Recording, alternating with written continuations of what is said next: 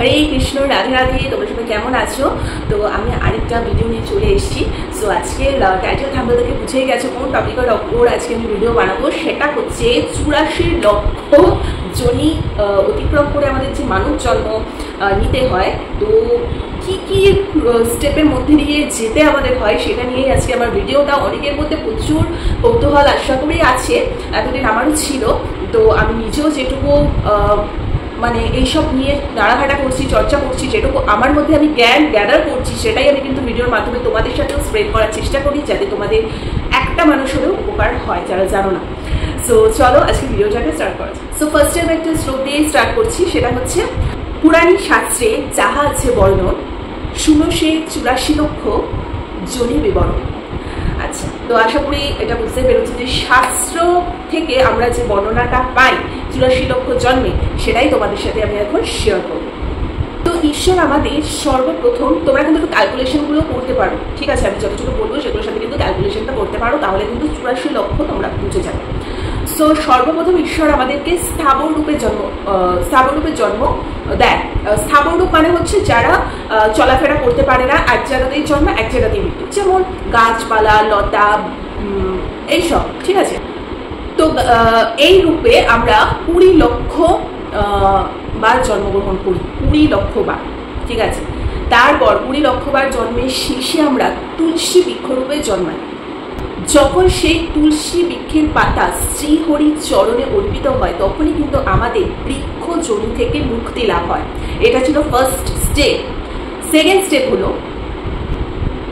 জলজ প্রাণী হিসেবে, যেমন ধরো মৎস্য, কচ্ছপ ইত্যাদি যারা জলে থাকে সেরকম প্রাণীতে আমাদের জন্ম হয়, এবং এটা আমরা 9 লক্ষ বার জন্ম নিই।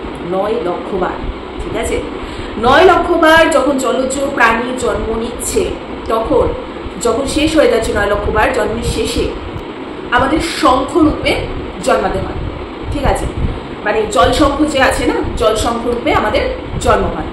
তাহলে 9 লক্ষ জলজ প্রাণী বারবার জন্ম নেওয়ার পরে 9 লক্ষ বারের শেষে আমরা শঙ্খ হিসেবে আমরা জন্মগ্রহণ করি। সেই শঙ্খের জল যখন শ্রীহরির চরণে অর্পিত করা হয়, তখনই আমাদের সেই জলজ প্রাণী এই স্টেজটা থেকে মুক্তি লাভ হয়, ঠিক আছে? সেকেন্ড স্টেপ হয়ে গেল। এবার হচ্ছে থার্ড স্টেপ। থার্ড স্টেপ হচ্ছে কীট পতঙ্গ রূপে আমরা জন্মগ্রহণ করি, যেমন মশা, মাছি, শুঁয়োপোকা, কৃমি ইত্যাদি বিভিন্ন সূক্ষ্ম থেকে সূক্ষ্ম কীট পতঙ্গ রূপে তারপরে আমরা জন্মগ্রহণ করি। 11 লক্ষ বার সেই কীট পতঙ্গের জমিতে আমরা জন্মগ্রহণ করতেই থাকি। 11 লক্ষ জন্মাবার পর যখন শেষ জন্ম হয়, তখন মৌমাছি রূপে আমাদের জন্ম হয়, ঠিক আছে? 11 লক্ষ বার জন্মের শেষে আমরা মৌমাছি রূপে জন্মগ্রহণ করি, এবং সেই মৌমাছি মধু যখন শ্রীহরিকে অর্পণ করা হয়, তখনই কিন্তু আমরা কীট পতঙ্গ এই যোনি থেকে মুক্তি লাভ করি। এবার 4 নম্বর স্টেপ হচ্ছে পাখি রূপে জন্ম। 10 লক্ষ বার জন্মের পর, হ্যাঁ, পাখি রূপে জন্মের পর শেষে যখন আমরা ময়ূর রূপে জন্মাই, তখন ময়ূরের সেই পালক যখন শ্রীহরির চূড়ামণিতে স্থান পায়, তখন কিন্তু আমাদের এই পাখি যোনি থেকে আমরা মুক্তি লাভ করি। এবার হচ্ছে 5 নম্বর স্টেপ। 5 নম্বর স্টেপ হচ্ছে পশুগুলো আমাদের জন্মাতে হয়। 30 লক্ষ বার জন্মের শেষে যখন আমরা গরু রূপে আমরা পরিণত, তারপর সেই গরুর দুধ যখন শ্রীহরির বিভিন্ন কাজে ভোগে যখন প্রদান করা হয়, তখনই কিন্তু পশুকুল থেকে আমরা মুক্তি লাভ করি। এরপর 6 নম্বর স্টেপ হচ্ছে 4 লক্ষ বার আমাদের বানর যোনিতে জন্মগ্রহণ করতে হয়। এরপর টোটাল তাহলে 84 লক্ষ জন্মের পর আমরা মানুষ রূপে জন্মগ্রহণ করি। আশা করি তোমরা কিন্তু সুন্দর করে ক্যালকুলেশন করে নিয়েছ। আর এই মানব জন্ম থেকে উদ্ধারের একটাই রাস্তা বা মুক্তির একটাই রাস্তা, সেটা হচ্ছে নাম জপ। হরে কৃষ্ণ কৃষ্ণ কৃষ্ণ হরে হরে, হরে রাম রাম রাম হরে হরে। আর কোনো উপায় নেই, মুক্তির আর কোনো পথ নেই। ভগবানের পায়ে নিজেকে পুরো সারেন্ডার করে দাও, নাম জপ করো, ঈশ্বরের সেবা করো, ভালো কাজে লিপ্ত হও, এবং গীতা পাঠ করো, শাস্ত্র নিয়ে আলোচনা করো, মুক্তি করে শ্রীকৃষ্ণকে ডাকো, তবেই কিন্তু মানব জন্ম থেকে উদ্ধার পাওয়া যাবে।